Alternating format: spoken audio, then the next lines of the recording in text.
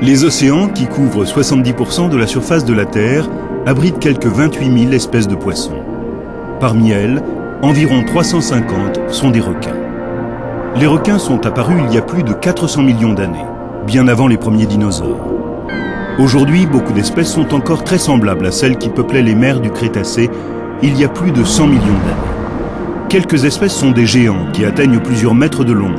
Cependant, beaucoup de requins ne mesurent pas plus de 1 mètre et certains n'excèdent pas 30 cm. Bâtis pour la nage, dotés d'une audition très développée et d'un odorat remarquable, ils sont parfaitement adaptés à la prédation. La plupart se nourrissent de poissons, de crustacés et, pour les plus grands, de mammifères marins. Beaucoup sont des super prédateurs, situés au sommet des chaînes alimentaires marines. Le grand requin blanc, 6 mètres de long et aucun prédateur hormis l'homme, est de ceux-là.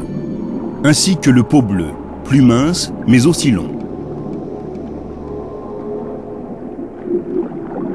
Particulièrement sensibles aux vibrations et aux basses fréquences, les requins sont capables de détecter une proie potentielle à plus de 900 mètres de distance. Sur ces images, l'agitation des requins est provoquée par l'émetteur, qui reproduit les vibrations émises par un poisson blessé.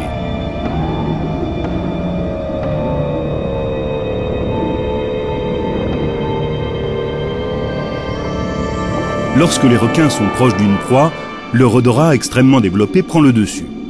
Certains sont capables de sentir une goutte de sang dans des milliers de litres d'eau.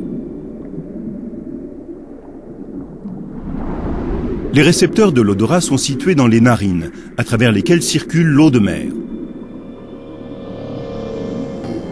Les requins possèdent un sens supplémentaire siégeant dans de petits organes gélatineux situés près du museau, les ampoules de Lorenzini.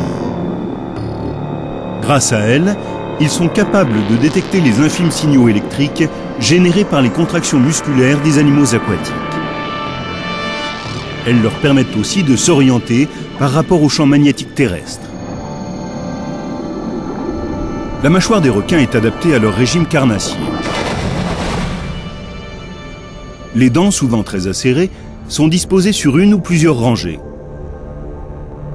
Quand elles tombent ou qu'elles sont usées, elles sont immédiatement remplacées par de nouvelles dents logées dans la gencive qui avancent pour prendre la place des anciennes. Certains requins perdent des dizaines de milliers de dents durant leur vie. Se propulsant par des mouvements latéraux de la queue, les requins nagent en ondulant. Leur stabilité est assurée par leur nageoire pectorale et leur aileron dorsal.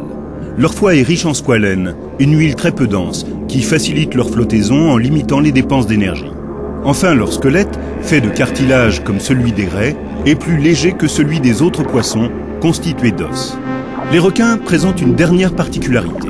Leur corps est protégé par une peau très résistante et abrasive, comme du papier de verre. Elle est couverte de petites écailles aux bords aiguisés, comme autant de minuscules dents, les denticules. Orientés vers l'arrière, ces denticules facilitent l'écoulement de l'eau sur la peau, améliorant ainsi l'hydrodynamisme des requins. Toutes ces caractéristiques font des requins des prédateurs extrêmement efficaces. Cependant, malgré leur mauvaise réputation, seule une trentaine d'espèces sur les 350 recensées est susceptible d'attaquer l'homme. C'est parmi elles que figurent les requins les plus célèbres, le grand blanc, le peau bleu, le requin tigre et le requin marteau. Le requin baleine, long de 15 mètres, est quant à lui parfaitement paisible et se nourrit surtout de plancton. En réalité, l'homme menace plus les requins que le contraire. Surexploités ou victimes accidentelles de la pêche industrielle, beaucoup d'espèces sont aujourd'hui en déclin sévère.